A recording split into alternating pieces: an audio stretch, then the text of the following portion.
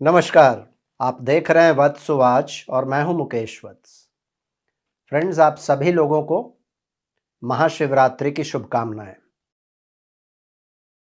आज से ठीक तीसरे दिन एक सूर्य ग्रहण लगने जा रहा है और इस सूर्य ग्रहण के विषय में मैंने आप लोगों को एक वीडियो ऑलरेडी दिया हुआ है जिसमें तमाम महत्वपूर्ण जानकारियां सूर्य ग्रहण के विषय में मैंने दी है, साथ ही कुछ बहुत सरल उपाय भी बताए हैं। उस वीडियो का लिंक मैं डिस्क्रिप्शन में दे दूंगा। आप उस वीडियो को भी चाहें तो देख सकते हैं। जो भी इम्पोर्टेंट इन्फॉर्मेशन है सूर्य ग्रहण के विषय में वो आपको उसमें मिल जाएगा। आज के इस वीडियो में हम चर्चा करेंगे कि इस सूर्य ग्रहण का हर राशि एवं हर लग्न पर क्या प्रभाव होगा। तो इस वीडियो को अंतिम तक अवश्य देखिएगा। मैं कोशिश करूंगा कि टाइम स्टैम्प्स भी दे दूं तो आप अपने राशि और अपने लग्न दोनों के अनुसार इस वीडियो को देखिएगा। मेरे चैनल के कंटेंट यदि आपको अच्छे लगते हैं और आप चाहते हैं कि आपको आगे भी मेरे वीडियोस के नोटिफिकेशंस मिलते रहें तो मेरे चैनल को ज़रूर सब्सक्राइब कर लीजिएगा और बगल के बेल आइकन को दबा लीजिएगा। फ्रेंड्स, 17 फरवरी को एक सूर्य ग्रहण लगेगा जो कि भारत में दृष्ट नहीं होगा, दक्षिणी गोलार्ध में दृष्ट होगा। लेकिन बहुत सारे ऐसे जगहों पर यह सूर्य ग्रहण दिखेगा जहां भारतीय पॉपुलेशन काफ़ी संख्या में रहती है। उन देशों का नाम भी मैंने पिछले वीडियोस में बताया है। भारत की यदि बात करें तो लगभग 3:30 बजे से लेकर 7:30 बजे शाम तक इस सूर्य ग्रहण का काल रहेगा। भारत में दृष्ट नहीं है इसलिए कोई भी सूतक काल वगैरह की मान्यता नहीं रहेगी। लेकिन चूंकि कुंभ राशि में ग्रहण है, धनिष्ठा नक्षत्र में ग्रहण है, तो ज्योतिषीय रूप से हम लोग किसी न किसी रूप से इससे प्रभावित जरूर होंगे। तो आज हम इसी की चर्चा कर रहे हैं। सबसे पहले हम लोग मेष राशि या मेष लग्न की बात करें तो आप लोगों के लिए यह ग्रहण 11th हाउस में लग रहा है। 11th हाउस में 5th हाउस के लॉर्ड पर ग्रहण लग रहा है। साथ ही 4th हाउस के लॉर्ड भी वहां रहेंगे। 2nd, 3rd, 6th, 7th इन हाउसेस के लॉर्ड भी रहेंगे और राहु भी वहीं होंगे। 11th हाउस यानी कि लाभ भाव, विश फुलफिलमेंट का भाव, मित्रों का भाव, बड़े भाई बहनों का भाव, गेन्स का हाउस। वहां पर जब ग्रहण लगेगा तो इन सभी चीजों के प्रति एक सावधानी रखनी होगी। ग्रहण के आसपास इंपल्स में आकर कोई भी इन्वेस्टमेंट बिल्कुल नहीं करना चाहिए। एटलीस्ट 15 दिन तक मेरी इस सलाह को मानिएगा। पहले एक वीक तो बहुत ही महत्वपूर्ण है। सूर्य ग्रहण जब भी लगता है तो कुछ चीज़ों का अंत होता है, कुछ चीज़ों की शुरुआत होती है। तो ऐसा हो सकता है कि आमदनी का तौर तरीका, आमदनी के साधनों में कुछ बदलाव इस समय में आ सकता है। मान लीजिए आप एक तरीके से काम कर रहे थे और लाभ मिल रहा था आपको, हो सकता है वो तरीका आपको छोड़कर कुछ दूसरा तरीका अपनाना पड़े, या कुछ लोगों के लिए ऐसा भी हो सकता है कि लाभ के जो साधन है वो बिल्कुल बदल जाए। तो नए चीज़ों की शुरुआत के भी अवसर आएंगे, पुराने चीज़ों को छोड़ने का भी मौका मिलेगा। मित्रों से इस समय में थोड़ी सावधानी रखनी चाहिए। कोई मित्र इस समय में कुछ ऐसा कर देगा जिससे आपको दिक्कत हो सकती है, या फिर ऐसा भी हो सकता है कि आपके किसी मित्र को आपकी आवश्यकता हो, वो कष्ट में हो और उसकी मदद की आवश्यकता हो, आपको करनी चाहिए। बड़े भाई बहनों के स्वास्थ्य में दिक्कतें आ सकती है।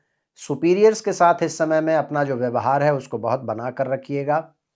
बहुत सारे क्रूर प्लैनेट्स की दृष्टि आपके 5th हाउस पर होगी और 5th हाउस में चंद्र ग्रहण भी लगेगा 15 दिनों के बाद। तो गलत तरीके के आइडियाज दिमाग में आए तो उस पर ध्यान मत दीजिएगा। जो प्रेग्नेंट महिलाएं हैं उनको ध्यान रखना चाहिए। विद्यार्थियों को बहुत फोकस्ड रहना होगा। किसी भी डेंजरस हॉबी वगैरह को करते हैं तो उसमें सावधानी आपको रखनी होगी। पिछले वीडियो में मैंने कुछ बहुत सरल उपाय बताए हैं। उन उपायों को यदि करते रहेंगे तो बिल्कुल ठीक रहेंगे। इसके बाद बात आती है वृषभ राशि या वृषभ लग्न वालों के लिए। वृषभ राशि या लग्न वालों के लिए ये ग्रहण आपके 10th हाउस में लग रहा है। 10th हाउस में ग्रहण लगना बहुत अच्छा नहीं माना जाता है। तो ग्रहण के आसपास आपका जो वर्क प्लेस है वहां पर अपने व्यवहार का, अपने टेम्परामेंट का, अपने एटीट्यूड का, अपने वाणी का, अपने कर्मों का बहुत ध्यान रखिएगा। वर्क प्लेस पर किसी के साथ ग्रहण के आसपास कोई भी वाद विवाद में नहीं पड़ना चाहिए। काम पर विशेष ध्यान दीजिएगा। ग्रहण के आसपास वर्क प्लेस पर छोटी मोटी गलतियों की संभावना बन जाती है, क्योंकि सूर्य ग्रहण तभी लगता है जब चंद्रमा भी साथ में होता है, सूर्य भी साथ में होते हैं और ये राहु या केतु साथ में होते हैं। तो इस समय में चंद्रमा चूंकि अफेक्टेड है, सूर्य अफेक्टेड है, तो गलती होने की संभावना बढ़ जाती है। 10th में ग्रहण लग रहा है, 4th पर दृष्टि है बहुत सारे प्लैनेट्स की। सुखों में थोड़ी सी कमी का अनुभव करेंगे।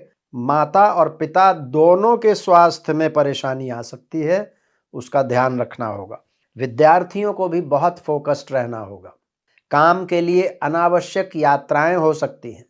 कोशिश कीजिएगा कि ग्रहण के आसपास यात्रा यदि नहीं करना पड़े तो अच्छा रहेगा, क्योंकि यात्रा आप करेंगे भी तो यात्रा में सफलता मिले इसकी संभावना बहुत कम है।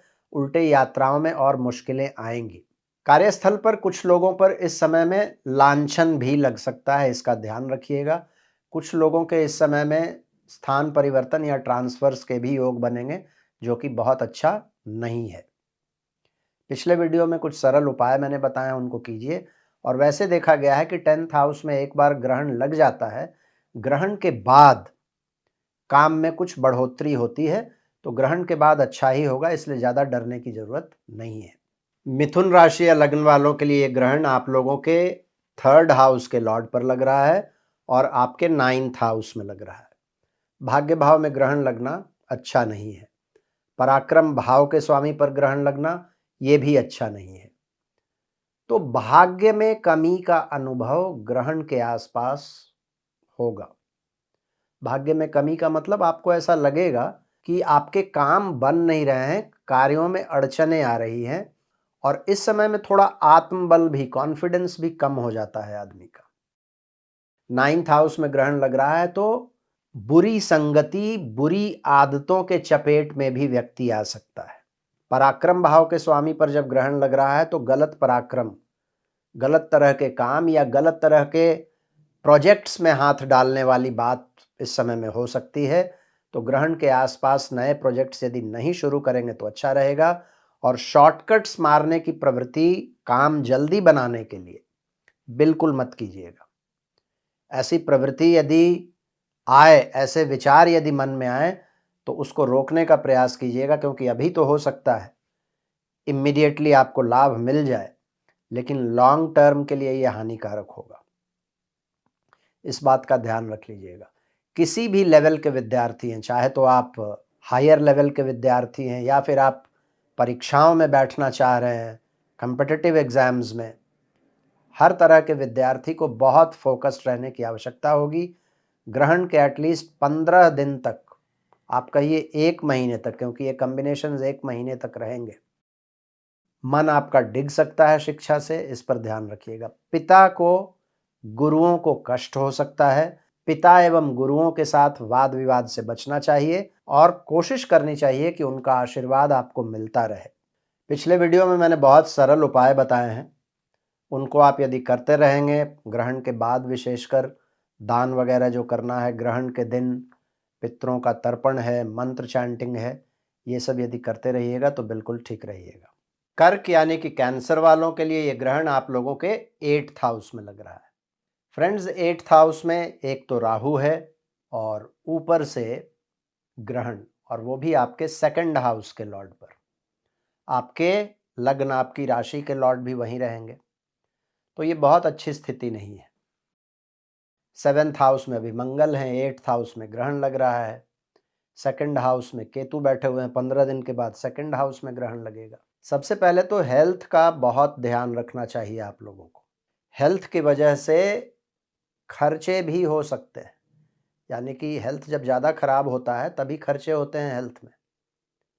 तो थोड़ी सी भी परेशानी आए हेल्थ में तो तुरंत उस पर काम कीजिए, उसको इग्नोर मत कीजिए। 8th हाउस में ग्रहण लग रहा है तो वाहन वगैरह भी चलाने में बहुत सावधानी रखनी होगी। एक्सीडेंट्स, चोट चपेट की संभावनाएं भी बढ़ जाती है। मैंने कहा एक तो 8th में राहु, ऊपर से ग्रहण, क्या होगा? लांछन लग सकते हैं, बदनामी हो सकती है, आपके विरुद्ध इंक्वायरी बैठ सकता है, सरकारी पक्ष से हानि हो सकता है। 8th हाउस में ग्रहण, 15 दिन के बाद 2nd हाउस में ग्रहण। इंपॉर्टेंट फाइनेंशियल डिसीशंस एटलीस्ट चंद्र ग्रहण तक तो बिल्कुल मत लीजिएगा। ऑनलाइन ट्रांजैक्शंस वगैरह करते हैं, बहुत ध्यान रखिएगा, आपके साथ फ्रॉड की घटनाएं भी हो सकती हैं। स्पीच का बहुत ध्यान रखिएगा, नहीं तो फैमिली के साथ संबंध खराब होंगे। खान पान का बहुत ध्यान रखिएगा। 8th हाउस में ग्रहण लग रहा है तो कमर से नीचे के रोग हो सकते हैं, इसकी संभावनाएं हैं। पैरों में चोट वगैरह लग सकता है। ससुराल पक्ष से कोई बुरा समाचार इस समय में मिल सकता है। स्पाउस के साथ संबंध खराब हो सकते हैं। इन चीज़ों का ध्यान रखिएगा। 8th हाउस को बैलेंस करने का एक ही तरीका होता है और उससे अच्छा कोई तरीका नहीं है, स्पिरिचुअल रहिए। पिछले वीडियो में सूर्य ग्रहण से संबंधित बहुत इंपॉर्टेंट इन्फॉर्मेशन मैंने दिया है, कुछ सरल उपाय भी बताए हैं। उस वीडियो को अवश्य देखिएगा और उन उपायों को कीजिएगा। 15 दिन तक कम से कम सावधानी रखिएगा, ये समय निकल जाएगा। इसके बाद फ्रेंड्स, सिंह राशि या सिंह लग्न वालों के लिए ये ग्रहण आप लोगों के लिए 7th हाउस में लग रहा है। 7th हाउस में सूर्य ग्रहण, वो भी आपके लॉर्ड पर, सूर्य पर। सबसे ज़्यादा सावधानी यदि किसी को रखनी चाहिए तो वो सिंह राशि या सिंह लग्न वाले लोगों को रखनी चाहिए।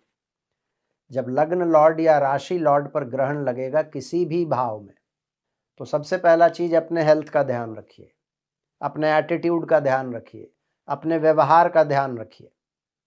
इन चीज़ों में परेशानी आ सकती है। 7th हाउस में ग्रहण लग रहा है, रिलेशनशिप्स में चैलेंजेस आ सकते हैं ग्रहण के आसपास। और ग्रहण वाले दिन तो अपने स्पाउस के साथ, बिजनेस पार्टनर्स के साथ किसी भी तरीके का कोई भी उकसावा भी आए तो भी वाद विवाद में मत पड़िएगा। 7th हाउस में राहु हैं, ग्रहण लग रहा है, चरित्र पर उंगली उठा सकते हैं लोग। 7th हाउस हमारे समाज, हमारे मार्केट प्लेस का भी होता है। जो लोग भी व्यवसाय में हैं, कोई भी इंपॉर्टेंट डील ग्रहण के आसपास बिल्कुल मत कीजिएगा। जिस भी इकोसिस्टम में आप रहते हैं, आपके अगल बगल का जो तंत्र परितंत्र है, उसमें जितना सावधानी और शांति से रहेंगे उतना अच्छा रहेगा। रेमेडीज़ में पिछले वीडियो में मैंने सरल उपाय बताए, उनको कीजिए। सूर्य भगवान को अर्घ्य जरूर दीजिए और भगवान शिव की पूजा जरूर करते रहिए, आप बिल्कुल ठीक रहिएगा। कन्या यानी कि वर्गो वालों के लिए ये ग्रहण आप लोगों के 6th हाउस में लग रहा है। फ्रेंड्स, रोग ऋण दुश्मन के भाव में ग्रहण लगना अच्छी बात है, लेकिन बहुत सारे प्लैनेट्स हैं वहां पर और आपके लॉर्ड बुध भी हैं, आपके भाग्य भाव के स्वामी शुक्र भी ग्रहण में लगे हुए हैं और सबसे इंपॉर्टेंट चीज, आपके 8th हाउस और 3rd हाउस के लॉर्ड मंगल की छाया भी इस ग्रहण पर पड़ रही है। ग्रहण जहां लग रहा है वो एक तो नक्षत्र मंगल का है, दूसरे मंगल की दूरी भी ग्रहण वाले स्थान से 6-7 डिग्री की ही है, 10 डिग्री की भी दूरी नहीं है। Mars is very close to the place. तो मैंने कहा कि 6th हाउस में ग्रहण लगना अच्छा है, लेकिन ये वाला ग्रहण बहुत अच्छा नहीं है। स्पेशली हेल्थ का ध्यान रखिएगा। वाद विवाद में, केस मुकदमे में, ये सब में ग्रहण के बाद आपको लाभ मिल सकता है, लेकिन ग्रहण के आसपास अपने हेल्थ का ध्यान जरूर रखिएगा। 6th हाउस में ग्रहण लग रहा है, फिर 12th हाउस के लॉर्ड पर ही ग्रहण लग रहा है। खर्चे बढ़ जाएंगे, अनावश्यक यात्राएं हो सकती है और यात्राओं में कष्ट हो सकता है। इन बातों का ध्यान रखिएगा। जो भी विद्यार्थी हैं, विद्यार्थियों को भी बहुत ध्यान रखना पड़ेगा। आपके आमदनी के जो साधन हैं उस पर थोड़ा सा दबाव का अनुभव कर सकते हैं। 11th हाउस के लॉर्ड चंद्रमा भी वहां रहेंगे, आपके भाग्य भाव के स्वामी भी वहां रहेंगे और आपके लग्न लॉर्ड भी रहेंगे। तो यानी कि हेल्थ, गेन्स, भाग्य, इन सभी चीजों में सावधानी रखनी चाहिए। डरने वाली कोई बात नहीं है, but you have to be careful. और खास करके जो चंद्र ग्रहण जब तक नहीं हो जाता है 3 मार्च तक, तो बहुत सावधानी रखनी चाहिए। जो लोग भी किसी भी कॉम्पिटिटिव फील्ड में है, कोई केस मुकदमा चल रहा है, कोई भी विद्यार्थी कॉम्पिटिटिव एग्जाम्स में बैठना चाहते हैं, ग्रहण के बाद उनको फायदा मिलेगा, लेकिन ग्रहण के समय में सावधानी रखनी होगी। मामा पक्ष से कोई बुरा समाचार मिल सकता है कुछ लोगों को। आप यदि पेट्स पाल कर रखे हैं, पालतू जानवर है आपके घर पर, उनको दिक्कतें आ सकती हैं। काम करना थोड़ा सा मुश्किल हो जाएगा इस पीरियड में, देखिएगा, या तो आप रूटीन नहीं मैनेज कर पाएंगे या फिर आलस हो जाएगा।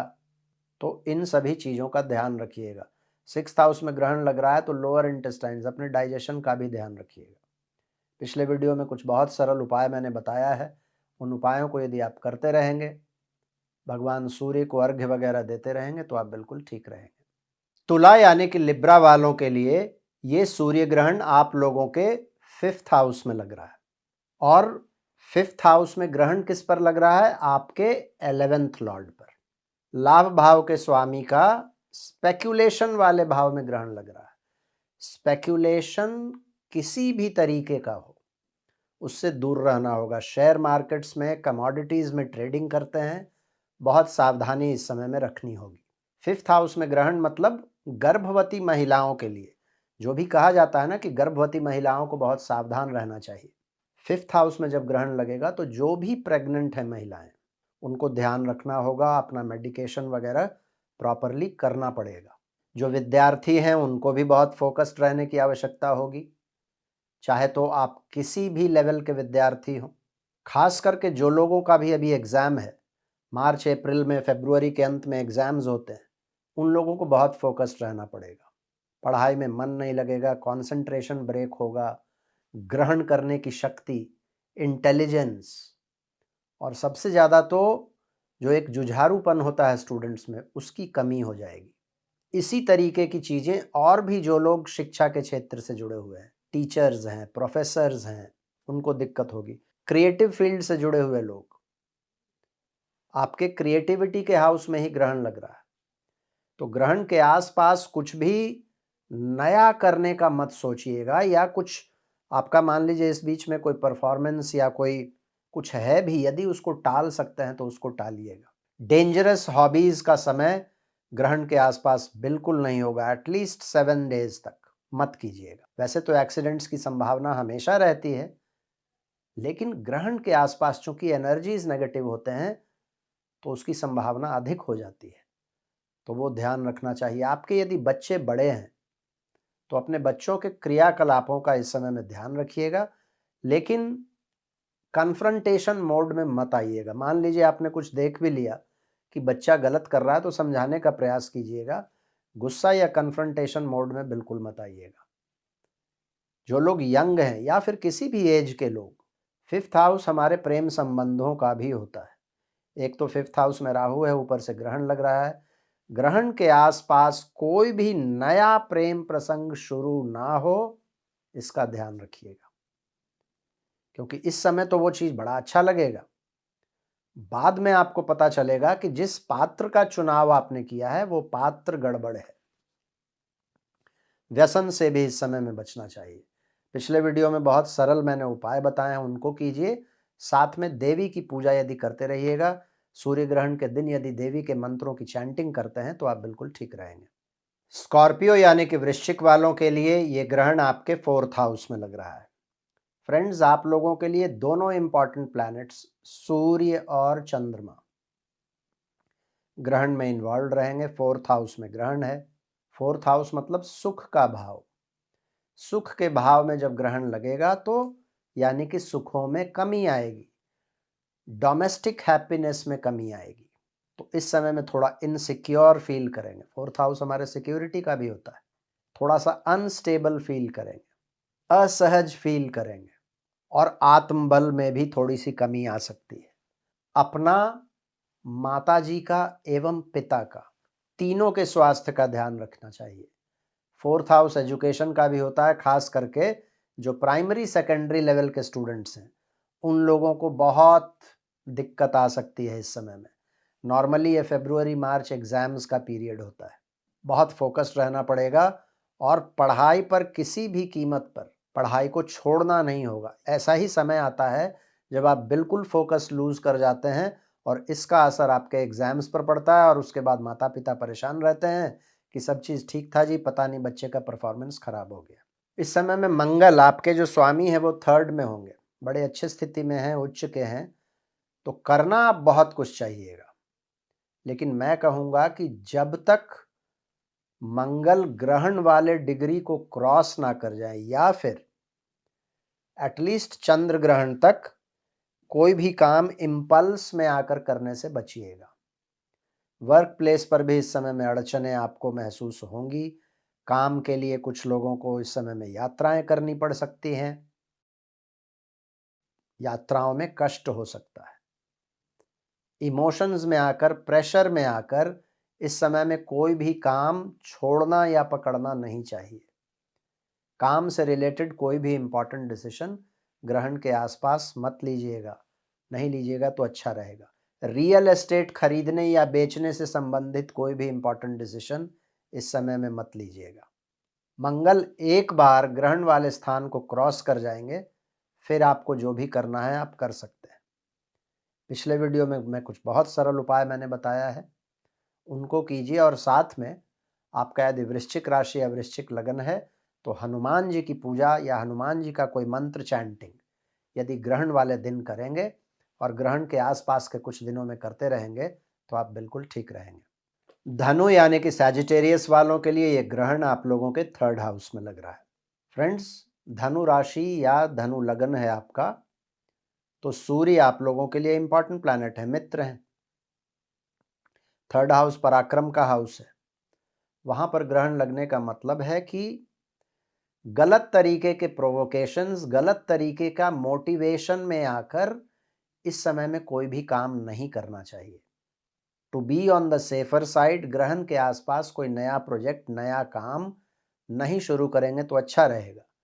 पुराने जो प्रोजेक्ट्स, पुराने जो काम चले आ रहे हैं उसी को मन लगाकर बिल्कुल सिर झुकाकर यदि करते रहिएगा तो ठीक रहेगा। 3rd हाउस में ग्रहण लगना यानी कि आपके छोटे भाई बहनों को दिक्कत हो सकती है या फिर छोटे भाई बहनों की वजह से आपको दिक्कत हो सकती है। इस बात का ध्यान रख लीजिएगा। वाद विवाद, झगड़ा झंझट ऐसे स्थानों से हमेशा दूर रहिएगा। 3rd हाउस में ग्रहण लग रहा है। जो लोग भी सोशल मीडिया पर एक्टिव हैं, सोशल मीडिया पर कुछ कहने से पहले 10 बार सोच लीजिएगा, नहीं तो बातों का बतंगड़ बन जाना ऐसे समय में बहुत आम बात है। और फिर जो भी आपका साबका है, जो भी आपकी एक स्टैंडिंग है, उसमें दिक्कतें आएंगी। जो लोग भी किसी भी कम्पिटिटिव फील्ड में हैं, स्टूडेंट हैं, स्पोर्ट्समैन हैं, राइटर हैं, मीडिया से जुड़े हुए हैं, कंटेंट क्रिएटर हैं, सेल्स एंड मार्केटिंग में हैं, उन लोगों को इस समय में थोड़ी सी ज़्यादा दिक्कत हो सकती है। तो ये सब चीज़ों का सावधानी रखिए। तुरंत होता है ना रिटॉर्ट कर देना, जवाब दे देना, किसी भी विवाद में पड़ जाना, झगड़ा कर लेना, इस तरीके का जो टेंडेंसी है इससे बचे रहिएगा, तो ग्रहण का काल आपका निकल जाएगा, फिर नॉर्मल है। पिछले वीडियो में मैंने कुछ बहुत सरल उपाय बताए हैं, उन उपायों को आप करते रहें, you will be absolutely fine. मकर यानी कि कैप्रिकॉर्न वालों के लिए, आप लोगों के लिए ये ग्रहण आपके 2nd हाउस में लग रहा है। और ग्रहण किस पर लग रहा है? आपके 8th लॉर्ड पर ग्रहण लग रहा है। अब 2nd हाउस में देखिएगा तो राहु है, आपके 8th हाउस के लॉर्ड वहीं होंगे, आपके 7th हाउस के लॉर्ड वहीं होंगे, साथ ही आपके फ्रेंड बुध और शुक्र भी होंगे, जो आप लोगों के लिए अच्छे घरों के स्वामी हैं। और लग्न में, राशि में कौन बैठे हुए हैं? उच्च के मंगल। कॉम्बिनेशंस बहुत अच्छे नहीं हैं। सबसे पहले तो ध्यान ये रखना पड़ेगा कि उच्च का मंगल, जो कि ग्रहण के डिग्री से बहुत ज्यादा दूर नहीं होगा ग्रहण के समय में, वो कुछ ऐसा काम ना करवा दे कि बाद में आपको परेशानी हो जाए। तो वैसे तो मकर वाले बहुत प्रैक्टिकल होते हैं, हार्ड वर्किंग होते हैं, लेकिन मंगल का प्रभाव कुछ भी करवा सकता है, तो इम्पल्स, आवेग से तो बिल्कुल बचना चाहिए। जितना रिलैक्स्ड रहिएगा उतना अच्छा रहेगा। 2nd हाउस में ग्रहण का मतलब है ये आपके स्पीच को खराब कर देगा। अगेन, इम्पल्स, आवेग का रिजल्ट हो सकता है ये। स्पीच खराब होगा तो बहुत सारी परेशानियां हो सकती है। यदि आपकी बोली खराब हो जाए तो ये कुछ भी करवा सकता है। सेकंड हाउस आपके फैमिली का भी होता है, सबसे तो फैमिली में रिलेशंस खराब हो जाएंगे, फैमिली वालों का इस समय में ध्यान रखना चाहिए। 8th हाउस का लॉर्ड का सेकंड में होना और उस पर ग्रहण लगना मतलब फाइनेंशियल डिसीशंस बहुत इंपॉर्टेंट कोई भी हो, जब तक 3 मार्च का चंद्र ग्रहण ना पार हो जाए मत लीजिएगा, कोशिश कीजिएगा कि उसको टालें। गलती होने की संभावना रहेगी, गलत जगह इन्वेस्ट कर देंगे, गलत प्रोजेक्ट में पैसा डाल देंगे, फंस जाइएगा। आमदनी में भी थोड़ा सा दबाव महसूस कर सकते हैं, सेविंग्स में कमी आ सकती है, ऑनलाइन ट्रांजैक्शन वगैरह का दौर है आजकल, ऑनलाइन ट्रांजैक्शंस बहुत सावधानी से कीजिएगा। सेकंड हाउस में ग्रहण लग रहा है, 8th हाउस के लॉर्ड पर लग रहा है, यदि मारक महादशा अंतर्दशा है तो हेल्थ का भी ध्यान रखना होगा। वैसे भी सेकंड हाउस में ग्रहण लगता है तो दांतों की समस्या, आंखों की समस्या आ सकती है, फूड पॉइजनिंग हो सकता है, कोई दवा खाएंगे दवा का रिएक्शन हो सकता है। 7th हाउस के लॉर्ड भी यहाँ रहेंगे, स्पाउस को भी परेशानी हो सकती है, तो स्पाउस के साथ या बिजनेस पार्टनर्स के साथ भी इस समय में जो भी आपका वार्तालाप होता है, जो भी व्यवहार है, उसको बहुत संयत रखिएगा। तो कुल मिलाकर अपना व्यवहार और फाइनेंसेस, इन दोनों को यदि संयमित रखेंगे तो कोई बहुत ज़्यादा दिक्कत नहीं होगी। पिछले वीडियो में मैंने कुछ बहुत सरल उपाय बताए हैं, उन उपायों को करते रहेंगे तो you will be absolutely fine. कुंभ यानी कि एक्वेरियस के लिए ये ग्रहण आप लोगों के फर्स्ट हाउस में लग रहा है। फ्रेंड्स, यदि आपकी राशि कुंभ है तो भी और लग्न कुंभ है तो भी, आपका लग्न या राशि इस समय में पाप कर्तरी में होगा, है ना। एक तरफ शनि होंगे और एक तरफ मंगल होंगे, बीच में आपका लग्न, आपकी राशि, यानी कि आप सैंडविच्ड है। यदि राशि है आपका कुंभ तो इस समय में मानसिक परेशानियां बहुत हो सकती हैं। यदि लग्न है आपका कुंभ तो फिजिकली आपको दिक्कतें आ सकती हैं। तो मतलब मेंटल और फिजिकल दोनों लेवल पर बहुत सावधानी रखनी होगी आप लोगों के लिए। फर्स्ट हाउस यानी कि आपका ये पोर्शन, सिर, चेहरा, इसमें चोट वगैरह लग सकता है। गाड़ी वगैरह चलाने में बहुत सावधानी आप लोगों को इस समय में रखनी चाहिए। जिन लोगों को भी मूड स्विंग्स, डिप्रेशन, इन चीज़ों का हिस्ट्री रहा है, उन लोगों को ग्रहण के समय में ज़्यादा परेशानी होती है, खास करके आपके लग्न या आपकी राशि में जब ग्रहण लगता है। तो यदि आप में से किसी को ये शिकायत है या आपके घर में किसी की कुंभ राशि या कुंभ लग्न है और वो प्रभावित रहे हैं इन चीज़ों से, तो उनका ध्यान रख लीजिएगा।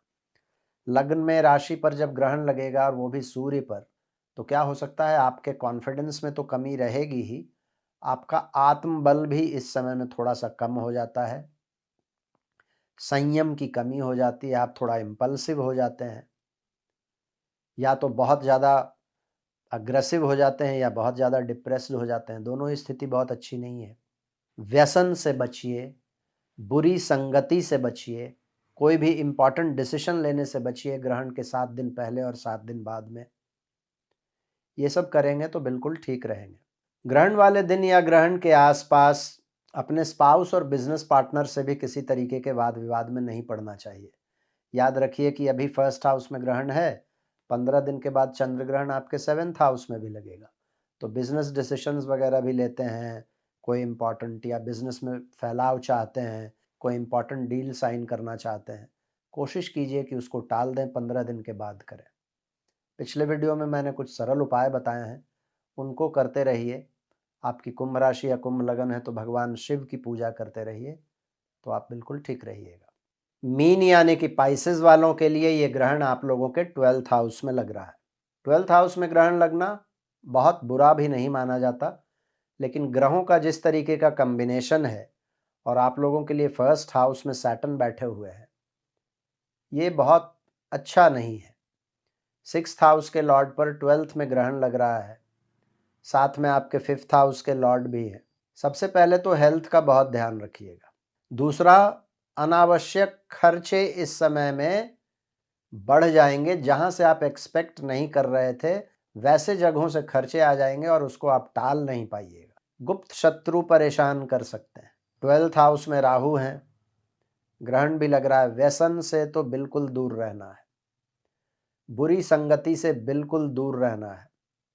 अभी नींद की समस्या कुछ लोगों को हो सकती है, रेस्टलेसनेस, एंग्जाइटी बहुत ज़्यादा बढ़ा हुआ रहेगा। तो जितना रिलैक्स्ड रहेंगे, और रिलैक्स्ड रहने के लिए जो करना चाहिए जैसे मेडिटेशन है, योगा है, इन चीज़ों को यदि करते रहेंगे तो ज़्यादा ठीक रहेंगे। यात्राएं अनायास सडन यात्राएं आपके सामने आकर खड़ी हो जाएंगी, कोशिश कीजिए कि उसको टालें। यात्राओं पर जाएंगे, यदि दिक्कत नहीं भी हो तो यात्रा जिस पर्पस के लिए कीजिएगा वो पर्पस नहीं सॉल्व होगा, या फिर यात्राओं में कष्ट हो सकता है। यात्राएं तो हो जाएंगी लेकिन जहां आप गए हैं वहां पर परेशानी आ जाएगी, कुछ अड़चने आ जाएंगी। 6th हाउस के लॉर्ड पर 12th में ग्रहण लग रहा है। केस, मुकदमा, झगड़ा, वाद विवाद, लांछन, इन चीजों से दो चार हो सकते हैं। 5th हाउस के लॉर्ड भी हैं, चंद्रमा भी वहां पर रहेंगे। विद्यार्थियों को बहुत ज्यादा ध्यान रखना होगा। मैं बार बार कर रहा हूं, एग्जाम्स का ये टाइम है। यदि इस समय में कंसंट्रेशन लूज कीजिएगा तो आपका वर्षों का मेहनत इन कुछ दिनों में बेकार हो सकता है। तो अपने विल पावर को बिल्कुल स्ट्रांग रखिए, और जो कर रहे हैं, ये मैं विद्यार्थियों के लिए बोल रहा हूँ, वो बिल्कुल फोकस्ड रहिए। 12th हाउस में ग्रहण लगने का मतलब है कि इस समय में आपकी मानहानि भी हो सकती है और कुछ लांछन वगैरह भी आप पर लग सकते हैं। ग्रहण के बाद या ग्रहण के समय भी आसपास कुछ लोगों का स्थान परिवर्तन, ट्रांसफर्स वगैरह हो सकता है, जो कि बहुत फेवरेबल नहीं होगा। इन चीज़ों का थोड़ा सा आप लोगों को ध्यान रखना ही होगा। पिछले वीडियो में मैंने कुछ बहुत सरल उपाय बताए, उन उपायों को यदि करेंगे, साथ ही भगवान विष्णु के कोई किसी भी मंत्र की चैंटिंग यदि करेंगे, जिन लोगों की 7.5 है वो यदि हनुमान जी के मंत्रों की चैंटिंग करते रहेंगे तो वो बिल्कुल ठीक रहेंगे। तो फ्रेंड्स, ये था संक्षेप में इस सूर्य ग्रहण का हर राशि एवं हर लग्न वालों पर क्या प्रभाव होगा। मैं सजेस्ट करूंगा कि पिछले वीडियो को भी आप एक बार देख लीजिएगा, यदि आपने नहीं देखा है उस वीडियो का लिंक मैं डिस्क्रिप्शन में दे दूंगा। आज मैं अपनी वाणी को यहीं विराम देना चाहूँगा। फिर से मुलाकात होगी हम लोगों की अगले किसी वीडियो में एक नए विषय के साथ। तब तक के लिए बहुत बहुत धन्यवाद। हर हर महादेव। भारत माता की जय।